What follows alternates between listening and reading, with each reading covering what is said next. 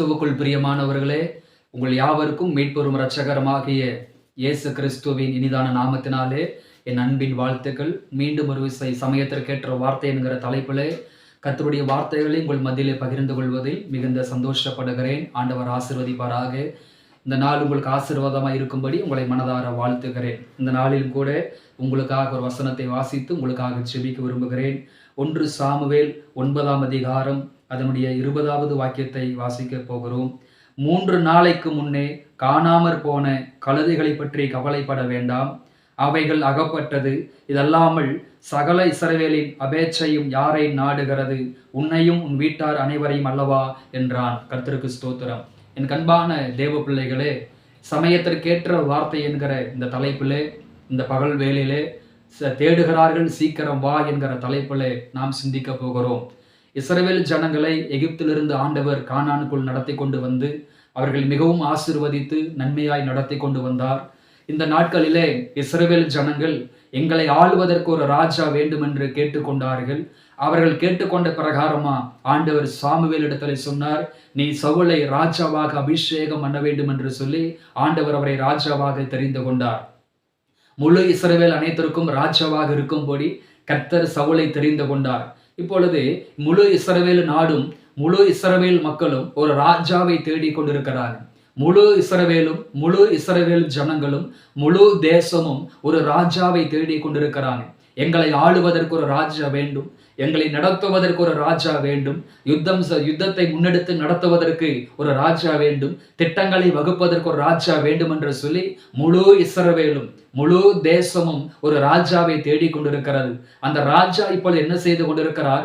3 நாளைக்கு முன்னே காணாமல் போன கழுதைகளை தேடிக் கொண்டிருக்கிறார். கழுதை எங்கே போனது, யாரிடத்தில் சென்றது என்று சொல்லி கழுதையை தேடிக் கொண்டிருக்கிறார். இப்ப கழுதையை தேடி சென்ற சவுலை பார்த்து சாமுவேல் சொல்லுகிற ஒரு காரியம், நீ காணாமல் போன கழுதைகளை குறித்து நீ கவலைப்பட வேண்டாம், காணாமல் போன கழுதைகளை குறித்து நீ கவலைப்பட வேண்டாம், அவைகள் அகப்பட்டது. முழு இஸ்ரவேல் அனைத்திற்கும் முழு இஸ்ரவேலின் அபேட்சையும் யாரை நாடுகிறது? உன்னையும் உன் குடும்பத்தாரையும் அல்லவா. அதாவது அபேட்சை என்கிற வார்த்தைக்கு விருப்பம் அப்படின்னு நம்ம ஒரு வேறொரு மொழிபெயர்ப்பில் வாசிக்கிறோம். அப்ப இஸ்ரவேல் ஜனங்களுக்குள்ள ஒரு விருப்பம், இஸ்ரவேல் ஜனங்களுக்குள்ள ஒரு ஏக்கம், இஸ்ரவேல் ஜனங்களுக்குள்ள ஒரு எதிர்பார்ப்பு. அதாவது எங்களை ஆளுவதற்கும் எங்களை நடத்துவதற்கும் திட்டங்களை வகுப்பதற்கும் யுத்தங்களை செய்வதற்கும் எங்களுக்கு ஒரு ராஜா வேண்டும் என்று அவர்கள் ஒரு ராஜாவை தேடிக் கொண்டிருக்கிறாங்க. முழு தேசமும் ராஜாவை எதிர்நோக்கி காத்து கொண்டிருக்கிறது. ஆனால் ராஜாவோ, இஸ்ரவேல் மக்களை ஆள வேண்டிய ராஜாவோ காணாமல் போன கழுதைகளை அவர் தேடிக் கொண்டிருக்கிறார். என் கண்பான தேவ பிள்ளைகளே, அதே போலதான் நம்முடைய தேசத்துல எத்தனையோ ஜனங்கள் வியாதி உள்ளவர்கள் இருக்கிறார்கள், பிசாசினால் பாதிக்கப்பட்டவர்கள் இருக்கிறார்கள், சிறையிருப்பில் இருக்கிறார்கள், சாபத்தில் இருக்கிறார்கள். எத்தனையோ ஜனங்கள் இயேசு கிறிஸ்து யார் என்றே தெரியாமல் வாழ்ந்து கொண்டிருக்கிறார்கள். இவர்களுக்கு சுவிசேஷம் அறிவிப்பதற்கு இன்றைக்கு ஆட்கள் தேவை, வியாதிகளை சுகமாக்குவதற்கு ஆட்கள் தேவை, பிசாசுகளை துரத்துவதற்கு ஆட்கள் தேவை, அநேகரை ரட்சிப்புக்குள் நடத்துவதற்கு ஆட்கள் தேவை. அநேக ஆட்கள் இப்பொழுது தேவைப்படுகிறது. அதை வேதம் சொல்லுகிறது, அறுவடையோ மிகுதி, ஆட்களோ குறைவா இருக்கிறார்கள். நம்ம ஏசாயா புஸ்தகத்திலே 6ஆம் அதிகாரத்திலே வாசிக்கும் பொழுது அங்கு சொல்லப்படுகிறது, யாரை நான் அனுப்புவேன், யார் எமது காரியமாய் போவார் என்று கேட்கப்படுகிறது. ஆனால் இன்றைக்கு சவுல் ராஜாவாக அபிஷேகம் பண்ணப்பட போகிறார். சவுலை முழு தேசம் எதிர்பார்த்து காத்து கொண்டிருப்பது போல இன்றைக்கும் கூட அநேகருக்கு ஊழிய அழைப்பு இருக்கிறது.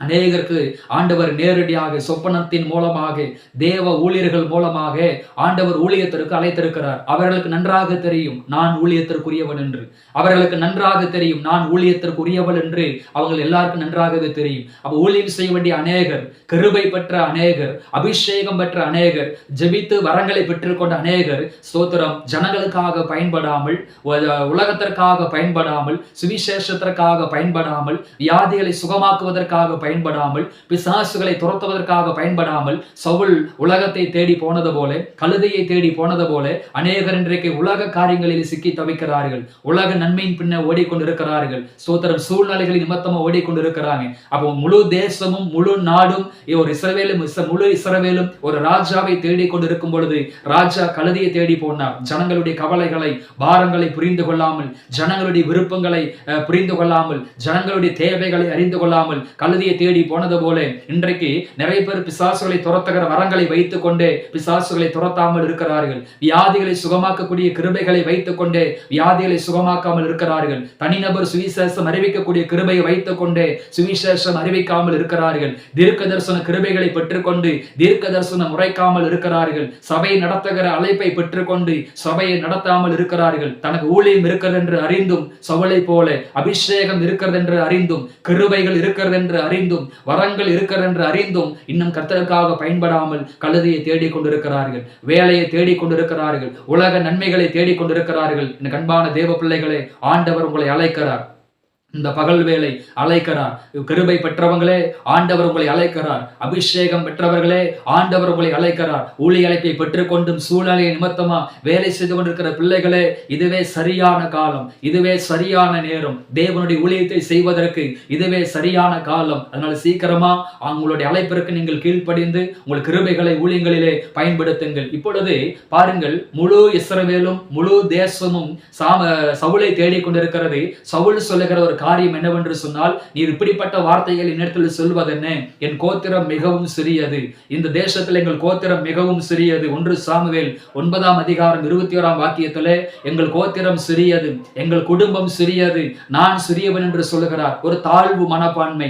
அநேகர் ஊழியம் இருந்தும் அபிஷேகம் இருந்தும் கிருபை இருந்தும் ஊழியம் செய்யாமல் போவதற்கு காரணம் தாழ்வு மனப்பான்மை. அந்த அளவுக்கு எனக்கு படிப்பு இல்லை, அந்த அளவுக்கு எனக்கு ஞானம் இல்லை, அந்த அளவுக்கு எனக்கு அறிவு இல்லை, அந்த அளவுக்கு எனக்கு வசதி இல்லை, அந்த அளவுக்கு எங்கள் குடும்பம் பெரிதாக இல்லை, எங்கள் குடும்பத்திற்கு எங்கள் தேசத்திலே கனம் இல்லை அப்படின்னு சொல்லி அநேகர் தாழ்வு மனப்பான்மையினாலே ஊழியம் செய்யாமல் இருக்கிறார்கள். இரண்டாவது அவர் சொல்லுகிறார், இப்படிப்பட்ட வார்த்தைகளை என்னிடத்தில் சொல்வானேன். அதாவது நீங்க பெருசா பேசுறீங்க, ஆனா எனக்கு சூழ்நிலை சரியில்லைன்னு சவுல் சொல்றார். நீங்க அழைப்பை பத்தி பேசுறீங்க, அபிஷேகத்தை பத்தி பேசுறீங்க, முழு இஸ்ரவேலுக்கும் ராஜாவாக இருக்க வேண்டும் என்று பேசுறீங்க. ஆனால் என்னுடைய குடும்ப சூழ்நிலைகளை பார்க்கும் பொழுது, என்னை பார்க்கும் பொழுது சூழ்நிலைகள் சரியில்லைன்னு சொல்றார். என் கண்பான தேவ பிள்ளைகளை, அழைப்பை பெற்றுக்கொண்டு கிருபைகளை பெற்றுக்கொண்டு வரங்களை பெற்றுக்கொண்டு சூழ்நிலை சரியில்லைன்னு ஊழியம் செய்யாமல் இருக்கிற பிள்ளைகளோடு ஆண்டவர் பேசுகிறார். சகல சூழ்நிலைகளையும் அறிந்திருக்கிற தேவன் ஒருவர் இருக்கிறார். சூழ்நிலைகளுக்கு அப்பாற்பட்ட தேவன் ஒருவர் இருக்கிறார். நீங்கள் ஊழியத்திற்குள் வருகிற பொழுது உங்கள் தேவைகளை கர்த்தர் பார்த்துக் கொள்வார். வேதம் சொல்லுகிறது, சாமுவேல் சவுலிடத்தில் சொல்லுகிற காரியம், நீ ராஜாவாக வர வேண்டும், நீ ஜனங்களுடைய விருப்பத்தை நிறைவேற்று, நீ தேடிக்கொண்டிருக்கிற கழுதை அகப்பட்டது. என் அன்பான தேவ பிள்ளைகளே, எல்லாத்தையும் சரி செஞ்சுட்டு ஊழியத்துக்கு வர நீங்க நினைக்க வேண்டாம். நீங்க கர்த்தருடைய ஊழியத்தை செய்யுங்க.